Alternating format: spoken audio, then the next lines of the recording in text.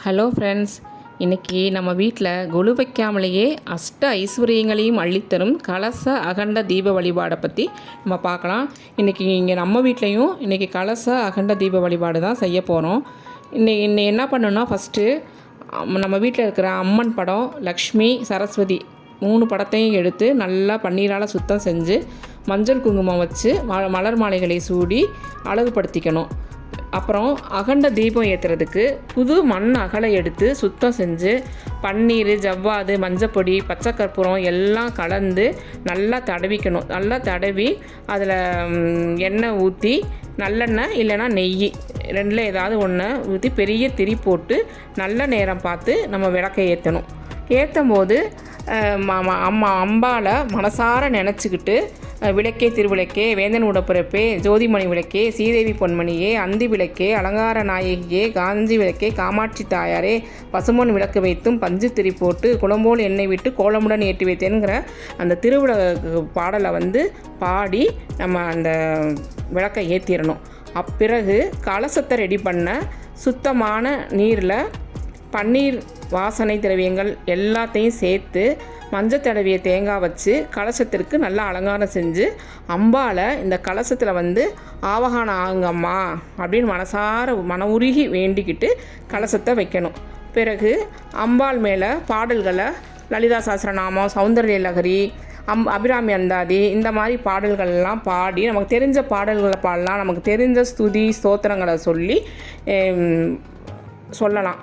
அப்புறம் குறிப்பாக இந்த முதல் 3 நாள் துர்க்கைக்கு உரிய 3 நாள்.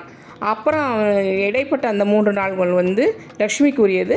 கடைசி 3 நாள் சரஸ்வதிக்குரியது. அதனால் இந்த 3 நாளும் துர்க்கை மேலே பாடல்கள், லலிதா சஹஸ்ரநாமம், சௌந்தர்ய லகரி, துர்கா அஷ்டோத்திரம் இதெல்லாம் சொன்னால் ரொம்ப நல்லது.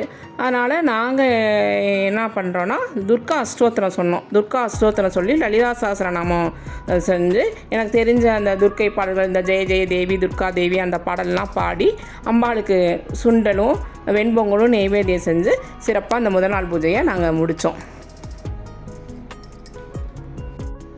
அகண்ட தீப வழிபாடு எப்படி கடைபிடிக்கிறதுனா, முதல் நாளில் நம்ம எண்ணெய் ஊற்றுறோமோ அதே தான் கடைசி நாள் வரையும் ஊற்றி எரிய விடணும். நம்ம அது 10 நாள் விஜயதசமி வரையும் எரிய விடணும். அதனால் எண்ணெய் குறைய நம்ம ஊற்றிக்கிட்டே இருக்கணும்.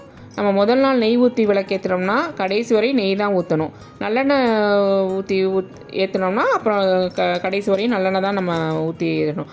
அப்புறம் திரி எரிய கருகிக்கிட்டே வரும். அப்போ விளக்கு நமக்கு குளிர்ந்து போயிடுமோன்னு சொல்லிட்டு பயமாக இருக்கும். அப்போ நம்ம என்ன பண்ணணும்னா, அதுக்கு அந்த எரியிற தீபத்திலேயே ஒரு வேறு திரியை ஒன்று ரெடி பண்ணி அதை எண்ணெயில் முக்கி நம்ம அந்த அகண்ட தீபத்தில் எரிஞ்சிக்கிட்டு இருக்குல்ல, அந்த தீபத்திலேருந்து தீபத்தை நம்ம ஏற்றிக்கிட்டு அந்த விளக்குலேயே ஒரு ஓரமாக எரிய வச்சிடணும். பிறகு அந்த தீயை சரி பண்ணி துணை திரி ஒன்று சைடில் எரியுதில்ல, அந்த திரியை எரிஞ்சிட்ருக்க தீபத்தை அந்த திரியில் ஏற்றிக்கணும். இதை தொடர்ந்து அப்பப்போ செஞ்சுக்கிட்டே இருக்கணும். இது கொஞ்சம் கஷ்டமான வேலை தான், ஆனால் நம்ம குடும்பத்திற்கு ரொம்ப நல்லது. அப்படி இல்லைன்னா ஈஸியாக கலச வழிபாடே நம்ம செஞ்சிடலாம். அகண்ட தீப வழிபாடும் கலச வழிபாடும் நம்ம வீட்டில் ஒழு வச்சதற்கு சமம். நம்ம கலசம் வச்சு அம்பாள் ஆவகானம் பண்ணால் அம்பாள் அந்த கலசத்தில் இருப்பாங்க. அகண்ட தீபம் வச்சு மட்டும் நம்ம கும்பிட்டோம்னா அந்த அகண்ட தீபத்தில் அம்பாள் ஆவகானம் ஆகிருப்பாங்க. அதனால் இந்த 9 நாளும் விஜயதசமி 10 நாள் வரையும் நம்ம வீட்டில் சந்தோஷமாக நம்ம நல்லதை மட்டுமே நினச்சி நல்லதை மட்டுமே செஞ்சு இருந்தோன்னா அம்பாளோட கருணையை முழுவதுமாக நம்ம அடையலாம்.